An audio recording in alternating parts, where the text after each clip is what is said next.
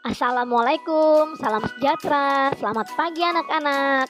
Bagaimana kabarnya hari ini? Tentu dalam keadaan sehat semua ya. Sebelum memulai pembelajaran hari ini, kita berdoa dulu agar pembelajaran yang kita terima dapat bermanfaat. Berdoa selesai. Semangat belajar jarak jauh. Jangan lupa, tolong di like dan subscribe ya anak-anak, supaya Ibu Guru semakin semangat membuat videonya. Tahukah adik-adik, tanggal 9 Oktober ini diperingati sebagai Hari Pos Sedunia. Apa yang adik-adik pikirkan ketika mendengar kata pos? Ya, betul, surat. Pos memang identik dengan surat. Tapi mungkin adik-adik tidak terlalu sering melihat atau bahkan membuat surat ya. Karena untuk berkomunikasi sekarang bisa menggunakan telepon, surat elektronik, atau aplikasi pesan seperti WhatsApp dan juga media sosial. Nah, perhatikan gambar berikut ini. Ini adalah kantor pos Indonesia. Bangunannya berwarna orange atau jingga. Adik-adik siapa yang sudah pernah pergi ke kantor pos? Di kantor pos ini banyak orang yang pergi untuk mengirim surat. Nah, jika kita ke kantor pos, kita akan menjumpai banyak orang yang menggunakan seragam orange. Orang-orang itu adalah orang yang bertugas mengantarkan surat, biasa disebut Pak Pos. Dulu, sebelum ada media elektronik sebagai alat komunikasi, orang-orang sering berkirim surat. Mereka menulis untuk saling berkomunikasi. Surat yang dikirim tidak langsung sampai, harus menunggu beberapa hari untuk menerimanya. Berbeda dengan yang sekarang, kita bisa menerima pesan kepada orang lain dan langsung sampai menggunakan media elektronik seperti handphone ataupun telepon. Nah, adik-adik, Pak Pos inilah yang berjasa mengantarkan surat sampai ke penerima. Rasanya sangat senang bila mendapatkan surat dan dapat berkomunikasi dengan orang yang berada jauh dengan kita. Jadi, untuk memperingati Hari Pos Sedunia ini, Kakak mempunyai sebuah surat yang akan kita baca bersama.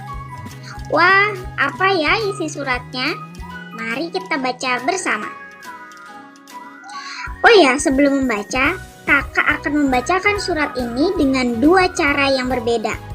Tugas adik-adik memilih cara mana yang lebih mudah dimengerti untuk membacanya. Kita mulai cara pertama ya adik-adik, perhatikan dengan baik. Cara membaca yang pertama. Dengarkan baik-baik ya adik-adik. Surat untuk orang tuaku tersayang ayah dan ibu.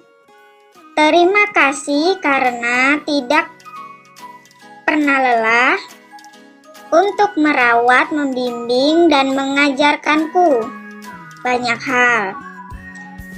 Terima kasih sudah bekerja keras untuk memenuhi semua kebutuhanku. Maafkan aku yang kadang membuat kalian marah, kesal, dan sedih. Aku berjanji suatu hari nanti aku akan menjadi orang yang sukses dan membuat ayah ibu bangga kepadaku. Aku sangat menyayangi ayah dan ibu.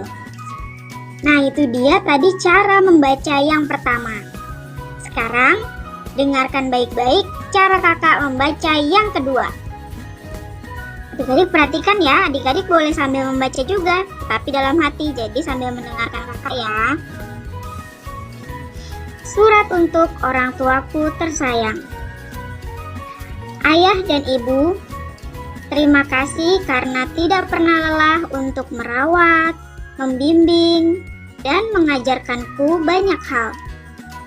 Terima kasih sudah bekerja keras untuk memenuhi semua kebutuhanku. Maafkan aku yang kadang membuat kalian marah, kesal, dan sedih.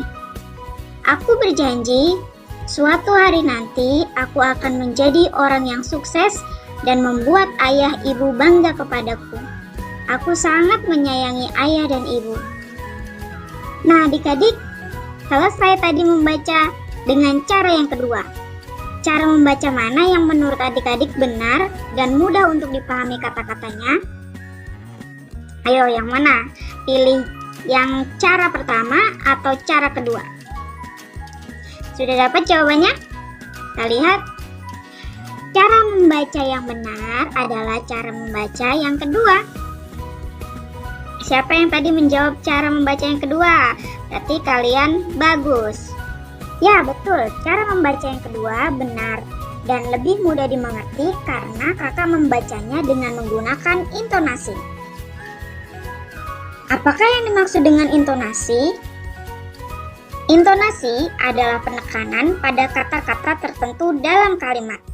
Nah, untuk mengetahui kapan kita harus memberikan penekanan pada saat membaca kalimat, kita harus memperhatikan tanda titik dan koma. Jadi dalam surat tadi ada tanda titik dan koma. Nah, ketika kita bertemu dengan tanda titik, kita bisa berhenti sejenak untuk membacanya. Ketika kita bertemu dengan tanda koma, kita pelankan ya adik-adik untuk merinci. Adik-adik, bacalah surat tadi untuk orang tua kalian ya. Pasar kelas. Hari ini kelas Siti mengadakan acara pasar kelas. Meja kelas ditata berjajar untuk memajang barang dagangan. Siswa membawa berbagai jenis barang dagangan. Edo menjual es lilin. Lani menjual aneka keripik. Dayu menjual mie goreng. Ayu menjual pisang goreng. Ada beberapa siswa yang menjual alat tulis. Suasana kelas menjadi semarak. Siswa yang menjual berusaha menawarkan dagangan. Siswa yang membeli sibuk memilih dan menanyakan harga. Beberapa siswa menampilkan tarian untuk menghibur temannya. Semua siswa sangat senang mengikuti kegiatan jual beli. Siswa belajar melakukan jual beli dengan jujur. Sekarang mari kita lengkapi bersama kalimat berikut dengan kosakata yang sesuai. Siswa yang menjual barang disebut ia pintar penjual. Siswa yang membeli barang disebut ia hebat pembeli. Di pasar kelas, siswa saling bertemu dan melakukan ia hebat jual beli barang. Siswa membeli barang menggunakan uang. Sebutkan barang-barang yang dijual di pasar kelas. Barang-barang yang dijual di pasar kelas adalah jajanan dan alat tulis. Beberapa siswa menampilkan iya betul tarian untuk memeriahkan kegiatan pasar kelas. Selanjutnya, Siti mengikuti kegiatan jual beli bersama teman-teman. Siti membawa uang Rp5.000. Siti ingin menukar uangnya dengan pecahan uang yang nilainya sama.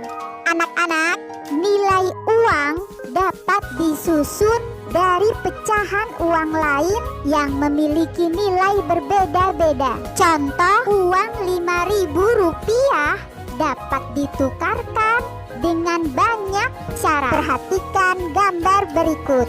Pertama, kita tukarkan dengan pecahan uang seribuan. Ada berapa lembar uang seribuan? Supaya nilainya 5.000. Yuk kita hitung bersama. 1.000, 2.000, 3.000, 4.000, 5.000. Ada 5 lembar uang seribuan. Sekarang kita tukarkan dengan pecahan uang 500-an. Ada berapa keping uang 500-an supaya nilainya 5.000? Kita hitung ya. 500, 1.000, 1.500, 2.000, 2.500, 3.000, 3.500, 4.000, 4.500, 5.000. Nah, ada 10 keping uang 500-an. Kita tukarkan lagi dengan pecahan uang 1.000-an dan 2.000-an. Kita hitung bersama ya.